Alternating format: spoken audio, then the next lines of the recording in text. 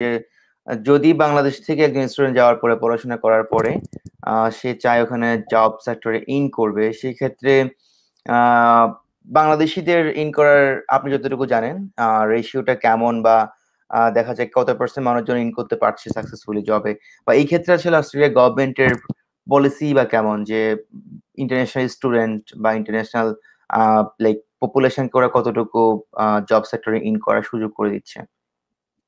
আচ্ছা, এটা আসলে ট্রানজিশনটা হয় যারা ইন্টারন্যাশনাল ছাত্ররা আসে তারা তো এটা একটা ফেজে ফেজে হয়।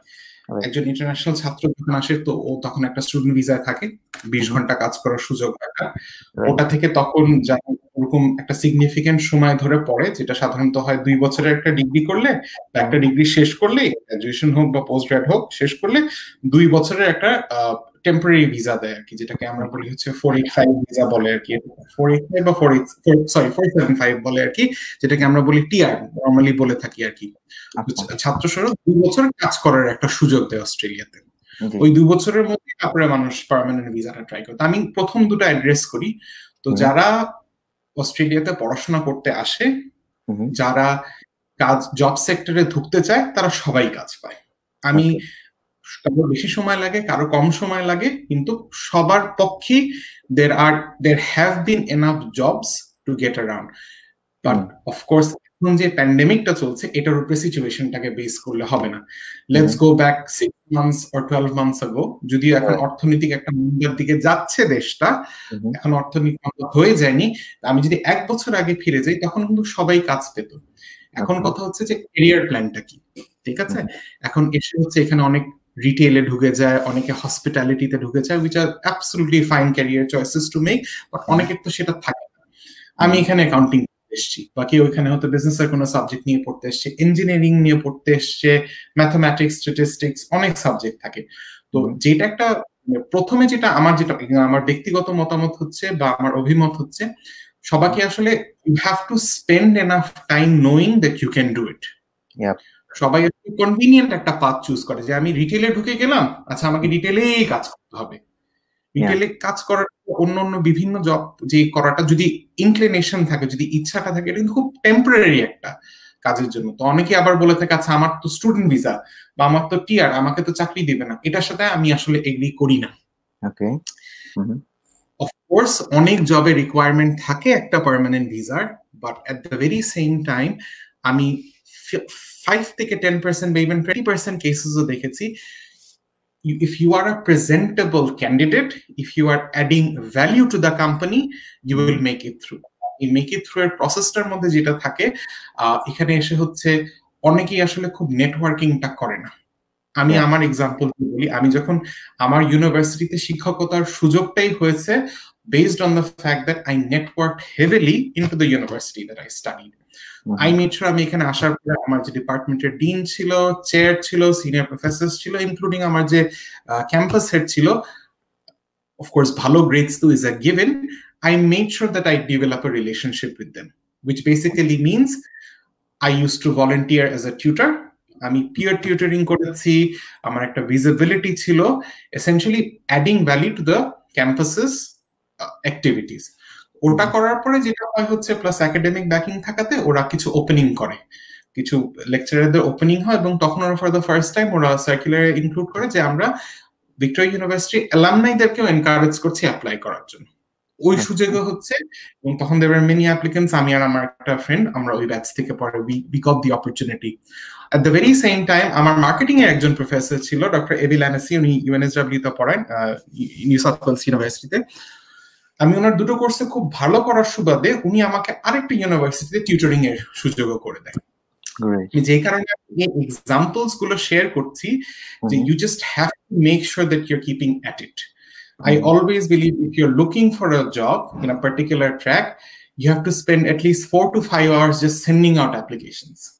এখানে যেটা হয় হচ্ছে, but you also have to decide where do you want to send the application. So এখানে কেউ যদি অ্যাকাউন্টিং নিয়ে পড়তে আসে বা ফাইন্যান্স নিয়ে পড়তে আসে, ঠিক আছে, I still think there are enough opportunities, either public accounting practices or commercial accounting practices. So at the very beginning, yes, it is difficult to get in, but you just have to make sure that you keep at it. আর যেই কর্মক্ষেত্রে কেউ আছে ওইখানে হচ্ছে relationship গুলো create করা।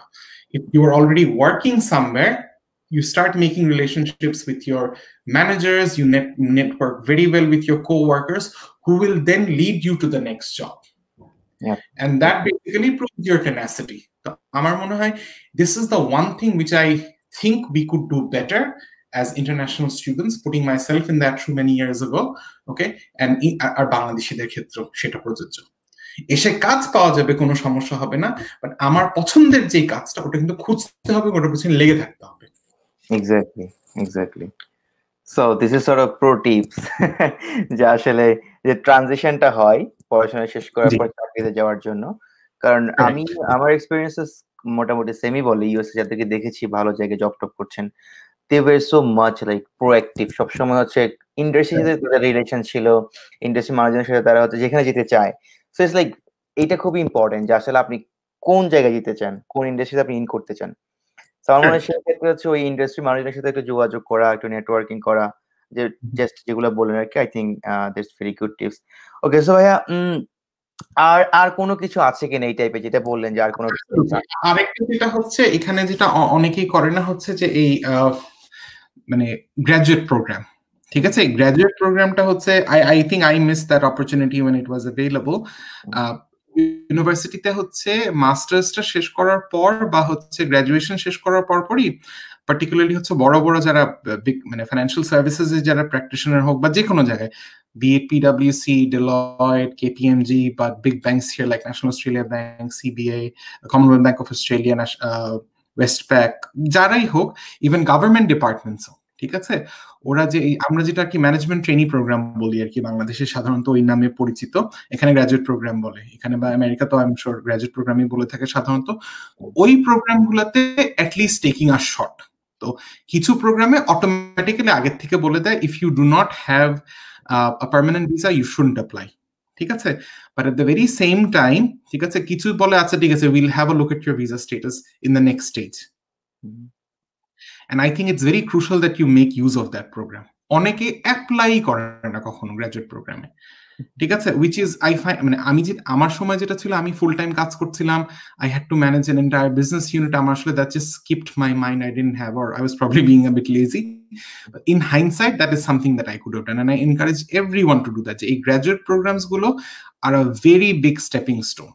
আর universities গুলোতে কিন্তু প্রত্যেকটা অস্ট্রেলিয়ান ইউনিভার্সিটিতে কোনো না কোনো ইন্ডাস্ট্রি অ্যাফিলিয়েশন থাকেই। একটা ক্যারিয়ার কাউন্সেলিং ইউনিট কিন্তু যে সিটি বেসড ক্যাম্পাস হোক বা হচ্ছে বড় বড় মেইন ক্যাম্পাস হোক, সবারই থাকে। What we often do is আমরা গিয়ে আচ্ছা ঠিক আছে তোমার এখানে কি কোনো ভ্যাকেন্সি আছে বা ওপেনিং আছে, কোনো জব পোস্টিং আছে, আচ্ছা নেই, আমি চলে গেলাম। মানে it just doesn't work that way. ওই লেগে থাকা, ওই ক্যারিয়ারের কাউন্সিলর পিছনে কনস্ট্যান্টলি ফলো আপ করা, that career counsellor or that department will necessarily not give you your first job or won't give you your job, but they will give you very good leads. তারপরে হচ্ছে ইউনিভার্সিটির প্রত্যেকটা particularly prominent যেসব universities গুলো থাকে ওগুলো সবারই একটা অ্যালুমনাই নেটওয়ার্ক থাকে, এবং এই অ্যালুমনাই নেটওয়ার্কিংটা is absolutely crucial as well. এরা হচ্ছে বাজ হোস্ট করছে, বিভিন্ন সোশ্যাল ইভেন্টস হোস্ট করছে, it is crucial that you attend those events. কারণ ওখান থেকে হচ্ছে networking, sorry I have been harping on networking quite a bit, কারণ that's that is what I have come very prominently towards me. যে opportunities গুলো আমরা miss করে যাই কারণ আমরা আমাদের সামনে যে অপশনস গুলো থাকে we don't dig deep enough into them. আরেকটা যেটা আমি I think this is I think one thing that everyone can do is head হান্টারদের সাথে বসা। ইভেন ইফ কেউ যদি হচ্ছে ক্যারিয়ারের একদম শুরুতেও থাকে, জাস্ট পড়াশোনা শেষ করে ঢুকতে চাচ্ছে, there is no harm dropping your CV career কাউন্সিলরদের কাছে বা হেড হান্টারদের কাছে। মাইকেল পেজ আছে, এখানে বিভিন্ন এজেন্সি আছে, তাদের কাছে কি অ্যাটলিস্ট সিভিটা দিয়ে রাখা। ওইটা, এবং তারা কিন্তু হচ্ছে খুব ক্রুশাল কিছু অ্যাডভাইসও দেয়। আচ্ছা মানে obviously they are there to make money as well, ঠিক আছে, ওদেরও কিছু কনসালটেন্সি ফিজ দরকার, but looking beyond those consultancy fees, যে সিভি ব্যাংকে যদি সিভিটা থাকেও at some point in time কেউ কিন্তু উল্টে দেখবে। রিমেম্বার এখানে কিন্তু একটা ডিমান্ড সাপ্লাই গ্যাপ সবসময় আছে, ডিমান্ড সাপ্লাই গ্যাপ থাকার কারণেই কিন্তু কারো ওইখান থেকে চাকরিটা হচ্ছে। তো মেকিং শিওর যে আমার my CV makes it to that bank and stays there for long enough. আর লিঙ্কডইন অস্ট্রেলিয়াতে হচ্ছে মানে ওয়ার্ল্ডের সবসময় having a great LinkedIn profile, and LinkedIn এখন হচ্ছে অনেক ইভেন্টসও হচ্ছে খুব প্রমিনেন্টলি হোস্ট করা হয়। So making sure that I constantly follow these companies on LinkedIn, I make sure that I follow their events which are happening either online or happening in a particular venue, ওগুলোকে follow করা। Exactly. ভাইয়া যদি last year থেকে একটু ধরি যে LinkedIn এর কথা বললেন, বাংলাদেশে কিন্তু LinkedIn is not that popular যে চাকরি পাওয়ার জন্য। বাট আমি যখন ইউএস আসলাম তখন দেখলাম যে সবাই লিঙ্কডইনে হেভিলি ফোকাস করে বিকজ অফ তাদের রেকমেন্ডেশন নেওয়া বিভিন্ন জায়গা থেকে, বা হচ্ছে বিভিন্ন সার্টিফাইড জিনিসগুলো শো করা, একটা সুন্দর প্রোফাইল মেক করা। বিকজ আমি অনেক মানুষজনকে শুনেছি এখানে যারা হচ্ছে কোম্পানি নক দেম যে ভাই আমার এখানে একটা ওপেনিং আছে, তুমি কি আসতে পারবে কিনা। So it's just due to the LinkedIn, কারণ কোম্পানিগুলো আসলে লিঙ্কডইনে দেখে যে তাদের কিওয়ার্ড দিয়ে সার্চ করে যে আসলে কিওয়ার্ড যদি আসে, যদি মনে হয় you are good enough to be with them, then তারা নক করে যে we have a offer. So আমার মনে হয় যেটা আসলে আমরা একদম মিস আউট করি, মানে বাংলাদেশে আমি হচ্ছে কাউকে এখানে দেখি, এখানে আন্ডারগ্রেড স্টুডেন্টরা আন্ডারগ্রেড থেকে কিন্তু লিঙ্কডইনে টাইম দেওয়া শুরু করে, লিঙ্কডইনে বিভিন্ন রকম কোর্স গুলো করা শুরু করে যাতে হচ্ছে ওদের প্রোফাইলটা একটু ভারী হয়। তো সেক্ষেত্রে আসলে আমাদের ওই প্র্যাকটিসটা না, আমরা heavily dependent on BD jobs. আপনি বিডি জবস দিবেন, বিডি জবস থেকে আপনাকে ডাকবে, বিডি লাইক যেটা হচ্ছে আসলে টোটালি ডিফারেন্ট একটা অ্যাপ্রোচ। তো এখানে জব কোম্পানিগুলোতে মানুষজন সিভি দেয়, বাট লিঙ্কডইন হচ্ছে বেস মেইন, যে এখান থেকে হচ্ছে কোম্পানিগুলো কানেকশন গুলো পায়। অ্যাবসলিউটলি। লিঙ্কডইনের যে বিষয়টা হচ্ছে, যেটা হয় কি যে মানে লিঙ্কডইনে কেন বাংলাদেশে হচ্ছে এটা প্রমিনেন্ট, একটা তো বললি যে এটা it's preferably not a platform which is used a whole heap by employers, তাই হচ্ছে অ্যাপ্লিকেন্টসরা আসলে মিস করে যায়, ওই আসলে কালচারাল মাইন্ডসেটটা একটু ডিফারেন্ট থাকার কারণে। বাট লিঙ্কডইনের বেস্ট পার্টটা আমার যেটা মনে হয় যে LinkedIn is your practice ground for you to sell yourself. It's as simple as that. আমি একটা ইন্টারভিউ সেশনে গিয়ে এক্স্যাক্টলি কোন জিনিসগুলো হাইলাইট করে আমার প্রোফাইলে থাকবে, লিঙ্কডইনে কিন্তু ওটাই হচ্ছে। সো আমার কোয়েশ্চেন হচ্ছে যে why don't I start on my practice ground to begin with? আমি যদি ওইভাবে দেখে নিই যে এটাই হচ্ছে, আমি যদি বাংলাদেশ থেকেও শুরু করি, বাংলাদেশে at the end of the day চাকরি তো করতেই হবে, ইন্টারভিউ তো একটা দিতেই হবে, সিভিটাকে তো ভালো করতেই হবে, ওইটার একটা কনসাইজড ফর্মটাই যেহেতু LinkedIn, I think it's just a change of mindset লিঙ্কডইনটাকে অ্যাবজর্ব করে নেওয়া ওভাবে। এক্স্যাক্টলি।